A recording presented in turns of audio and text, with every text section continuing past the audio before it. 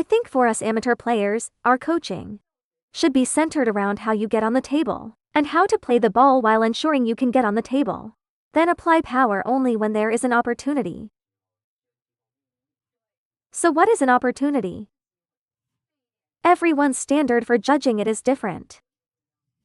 So what kind of ball allows you to use power? Does this count as an opportunity? No, it doesn't. How about this one? Sorry, I couldn't help laughing. He only has one position where it counts as an opportunity. What about this?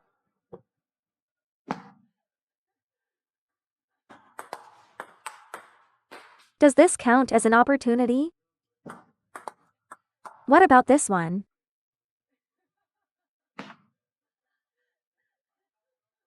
The ball goes to the middle, he can't step aside, and his backhand sidestep barely works. Sometimes the forehand can't even be looped. For a short ball, he can only push.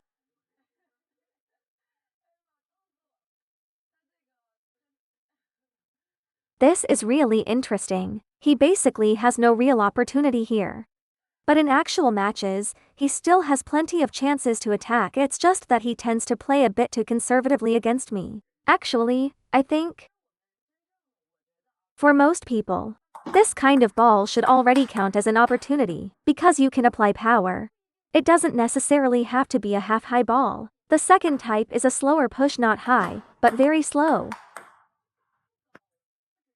This should also count as an opportunity, right? Let's take a look at topspin balls. Then that's not an opportunity, just get it back, it's enough. It's like this. The ball speed isn't fast, and the placement isn't sharp. That's an opportunity.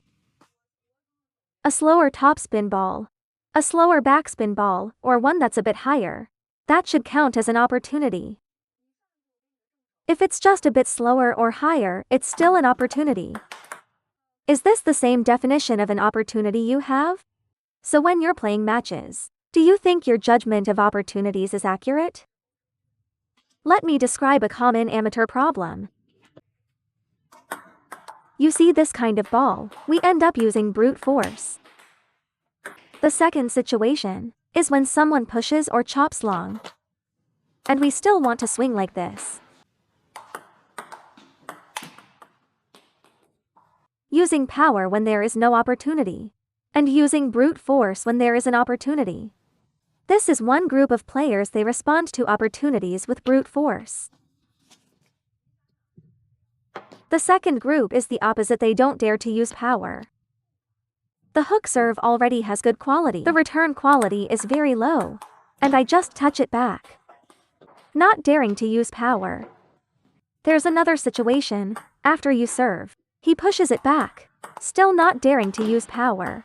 So which type are you? Forceful hitter or conservative? This is related to personality. Forceful hitters are usually more strong-willed, mostly men, with a slightly impatient personality. Playing style is really related to personality.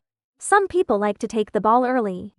People who do things slowly tend to have a lower rate of taking the ball early. I was very impatient when I was young. Yeah, I used to play aggressively to rush the pace. But at that moment, you just can't control it. Playing table tennis can help temper your personality, because matches magnify your weaknesses. First, we need to face reality.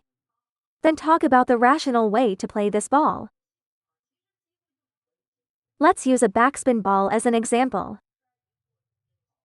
After you serve this ball, he returns a half-high ball like this. At this moment, I'll use about 70%, or around 60% of my power to deal with it. It's very stable, but with 60 minus 70 power, if you hit it straight to your opponent, they will still be able to defend it back. So you need to play based on your opponent's position. The simplest principle is to hit the weakness space.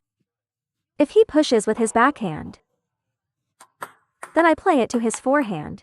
After he pushes from the forehand, I see him standing on the forehand side, then I play it to his backhand.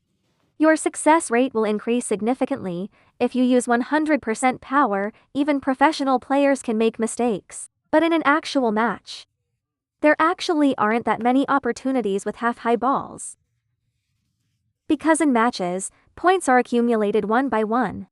For example, I get 2 points from serving, 1 point from flicking on the receive, 2 points from backspin balls, 3 points from rallies, 2 points from defense. They are accumulated bit by bit. You can't score 11 points with just one skill. No matter how good your serve is, your opponent still gets to serve many times. We need to learn that when there is an opportunity ball, we use 60-70 power and play directly to the opponent. You see, if you serve to this spot, and then play the next ball to the same place, you'll be passive on the next shot. So when you serve to this area, there's no need to add power. Sometimes it's also because your body isn't in position. You're already being jammed like this, and you still want to force power. If your body isn't in position, add more spin and first make sure the ball lands on the table.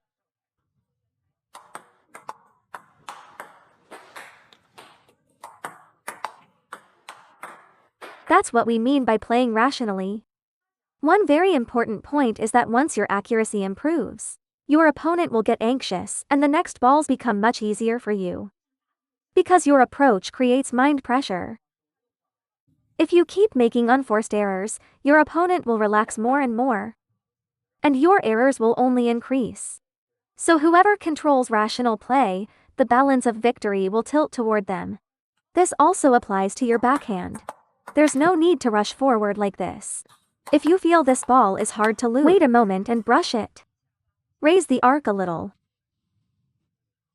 Leave the problem to your opponent. I noticed a common misconception among my students during our conversations. We practice the single skills day after day, although we repeatedly hit the same spots.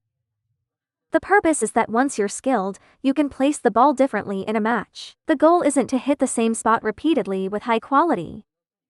Sometimes when we're off the table, we feel this ball shouldn't be played like that. But when it's your turn to play, you sometimes really can't figure it out. Watching others, everything looks clear, but in your own match you still make many mistakes. When there is an opportunity, use 60-70 power and play to the opponent's position. When there is no opportunity, lower your center of gravity, slow down, and focus on brushing. Backspin alone can solve many problems. Why do we actually make mistakes on backspin balls? Because many players stand too close after serving, and then rush to swing, trying to take the tempo. We need to wait. With this kind of heavy spin ball, the opponent easily hits it out. You must force yourself to slow down. Slow is difficult. Fast is easy. When we rush to take the ball early, it means we haven't fully seen the situation yet. Before we see it clearly, the hand is already moving. After you serve, wait until you clearly read the ball. Then you can slow down. Even if this ball is about to drop to the floor, you can still loop it, especially against backspin. Everyone needs to develop the habit of waiting, reading the opponent, and playing to placement.